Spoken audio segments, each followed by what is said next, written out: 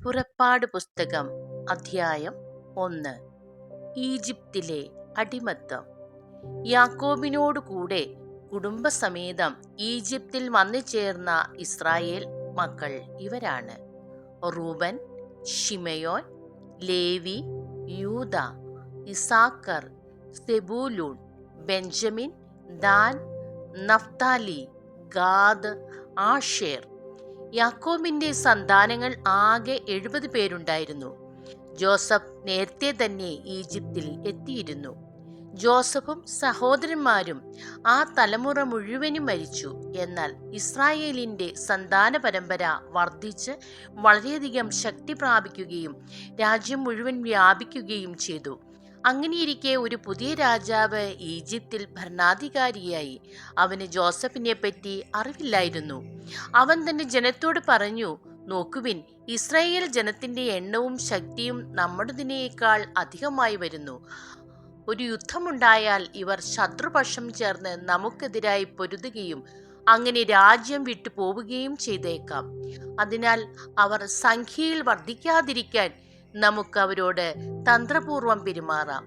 അനന്തരം അവരെ കഠിനാധ്വാനം കൊണ്ട് ഞെരുക്കാൻ ക്രൂരന്മാരായ മേൽനോട്ടക്കാരെ നിയമിച്ചു. അങ്ങനെ ഇസ്രായേൽക്കാർ ഫറവോയ്ക്കു വേണ്ടി പിത്തോം, റംസേസ് എന്നീ സംഭരണ നഗരങ്ങൾ നിർമ്മിച്ചു. എന്നാൽ പീഡിപ്പിക്കപ്പെടുന്തോറും അവർ വർദ്ധിക്കുകയും വ്യാപിക്കുകയും ചെയ്തുകൊണ്ടേയിരുന്നു. ഈജിപ്തുകാർ ഇസ്രായേൽ മക്കളെ ഭയപ്പെട്ടു തുടങ്ങി. അവരെ കൊണ്ട് നിർദ്ദയം അടിമവേല ചെയ്യിച്ചു. കുമ്മായവും ഇഷ്ടികയും കൊണ്ടുള്ള പണികളും വയലിലെ വേലകളിലും കഠിനാധ്വാനവും കൊണ്ട് അവരുടെ ജീവിതം ക്ലേശപൂർണമാക്കി. മർദ്ദനത്തിൻ കീഴിൽ അടിമവേല ചെയ്യാൻ ഇസ്രായേല്യർ നിർബന്ധിതരായി. ഈജിപ്ത് രാജാവ് ഷിഫ്ര, പൂവ എന്നു പേരായ 2 ഹെബ്രായ സൂതികർമ്മിണികളോട് പറഞ്ഞു: നിങ്ങൾ ഹെബ്രായ സ്ത്രീകൾക്ക് പ്രസവ ശുശ്രൂഷ നൽകുമ്പോൾ ശ്രദ്ധിക്കുവിൻ. പിറക്കുന്നത് ആൺകുട്ടിയെങ്കിൽ അവനെ വധിക്കണം, പെൺകുട്ടിയെങ്കിൽ ജീവിച്ചു കൊള്ളട്ടെ. എന്നാൽ ആ സൂതികർമ്മിണികൾ ദൈവഭയമുള്ളവരായിരുന്നതിനാൽ രാജാവ് പറഞ്ഞതുപോലെ ചെയ്തില്ല. അവർ ആൺകുട്ടികളെ ജീവിക്കാൻ അനുവദിച്ചു.